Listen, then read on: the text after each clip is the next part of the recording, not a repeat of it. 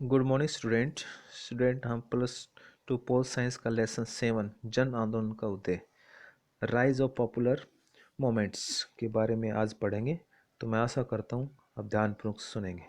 तो सबसे पहले जन आंदोलन क्या होता है इसके बारे में हम डिस्कस करने जा रहे हैं। तो देखिए जन आंदोलन लोकप्रिय आंदोलन का जो है जन आंदोलन का अर्थ यह है कि एक आंदोलन के साथ एक से अधिक लोगों का जुड़ना। एक आंदोलन के साथ जितने अधिक लोग जुड़ते जाएंगे वह आंदोलन उतना ही अधिक लोकप्रिय हो जाएगा। जो आंदोलन किसी संगठित दल द्वारा चलाया जाए उसे दल आंदोलन जो कहा जाता है, तथा जो आंदोलन बिना किसी दल के द्वारा चलाया जाए उसे गैर दल आधारित आंदोलन कहा जाता है। गुजरात बिहार आंदोलन आधारित दल आधारित आंदोलन माने जाते हैं तथा चिपको आंदोलन और नर्मदा बचाओ गैर दलीय आंदोलन माने जाते हैं। तो देखिए हमारे देश में समय समय बहुत सारे जो आंदोलन हैं वो चले हैं जिसका हमारे देश के लोगों को फायदा भी मिला है। तो एक एक करके हम आज इसमें डिस्कस करने जा रहे हैं। तो देखिए जन आंदोलन की प्रकृति कि जन आंदोलन कैसे शुरू हुए।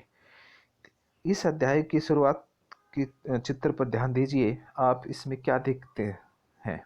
गांव की महिलाओं ने सचमुच पेड़ों को अपने बाहों में बांध रखा है? क्या ये लोग का कोई खेल खेल रहे हैं या ये लोग कोई पर्व या त्योहार मना रहे हैं? दरअसल चित्र में नजर आ रहे लोग ऐसा कुछ नहीं कर रहे हैं। यहाँ तो ये जो तस्वीर दी गई है उसमें सामूहिक कार्रवाई की एक असाधारण घटना को दर्ज किया गया है। यह घटना 1973 में घटी जब मौजूदा उत्तराखंड के एक गांव के महिला और पुरुष एकजुट हुए और जंगलों की व्यावसायिक कटाई का विरोध सरकार ने कहते हैं जो व्यावसायिक कटाई है उसका विरोध किया। सभी पुरुषों और महिलाओं ने मिलकर सरकार ने जंगलों की कटाई के लिए अनुमति दी थी। गांव के लोगों ने अपने विरोध को जताने के लिए एक नई तरकीब अपनाई।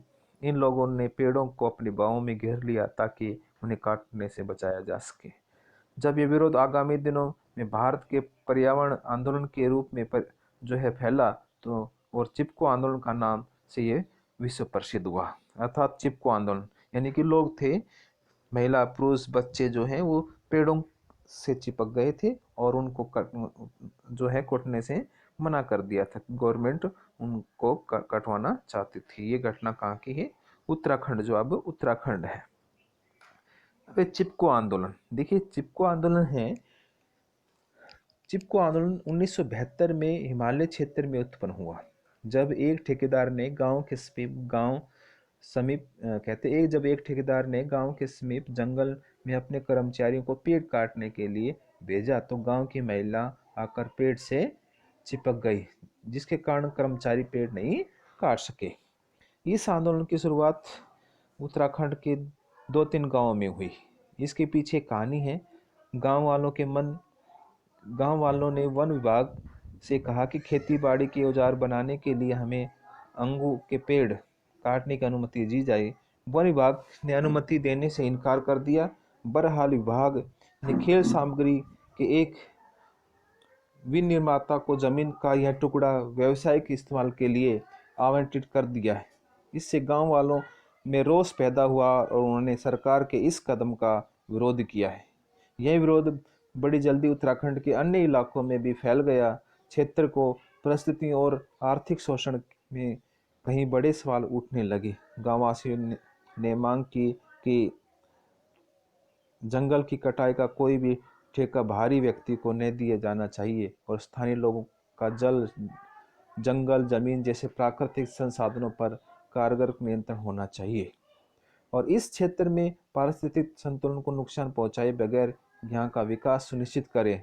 आंदोलन ने भूमिहीन वन कर्मचारियों का आर्थिक मुद्दा भी उठाया और न्यूनतम मजदूरी की गारंटी की मांग की। तो देखिए चिपको आंदोलन में महिलाओं ने सक्रिय भागीदारी की। यह आंदोलन का एकदम नया पहलू था। इलाके में सक्रिय जंगल कटाई के ठेकेदार यहाँ के पुरुषों को शराब की आपूर्ति का भी व्यवसाय करते थे। महिलाओं ने शराबखोरी की लत के खिलाफ भी लगातार आवाज उठाई। इस आंदोलन का दायरा विस्तृत हुआ और उसमें कुछ और सामाजिक मामले आ जुड़े। आखिरकार इस आंदोलन की इस आंदोलन को सफलता मिली और सरकार ने 15 सालों के लिए हिमालय क्षेत्रों में पेड़ की कटाई पर रोक लगा दी, ताकि इस अवधि में क्षेत्र का जो है फिर दोबारा वन जो है दोबारा पेड़ पौधे और लगाए जाएं और ठीक अवस्था में वो आ जाए। बहरहाल बात इस आंदोलन की सफलता की, तो साथ ही यह भी याद रखना होगा कि ये आंदोलन 70 के दशक और उसके बाद के सालों में देश के विभिन्न भागों में उठे अनेक जन आंदोलनों का प्रतीक बन गया। इस अध्याय में हम ऐसे कुछ आंदोलनों के बारे में पढ़ेंगे। अब है दल आधारित आंदोलन। दल आधारित आंदोलन देखिए, इस दल किसी दल विशेष का आंदोलन। इस दल आंदोलन में बहुत सारे जो नेता थे वो शामिल हुए। अब देखिए,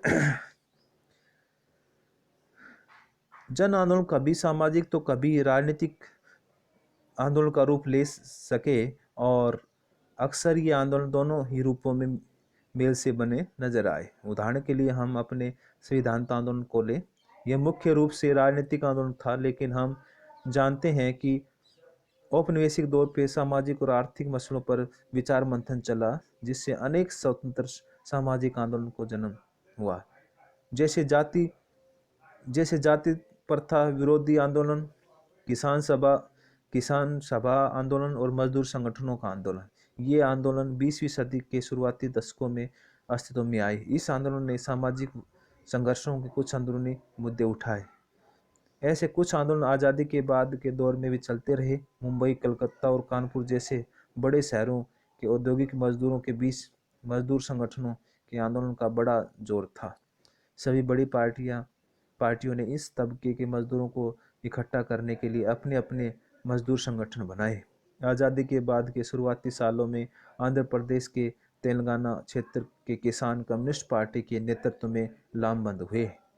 उन्होंने काश्तकारों के बीच जमीन के पुनर्वितरण की मांग की। आंध्र प्रदेश, पश्चिम बंगाल और बिहार के कुछ भागों में किसानों तथा खेतीहर मजदूरों ने मार्क्सवादी लेनिनवादी कम्युनिस्ट पार्टी के कार्यकर्ताओं के नेतृत्व में अपना विरोध जारी रखा।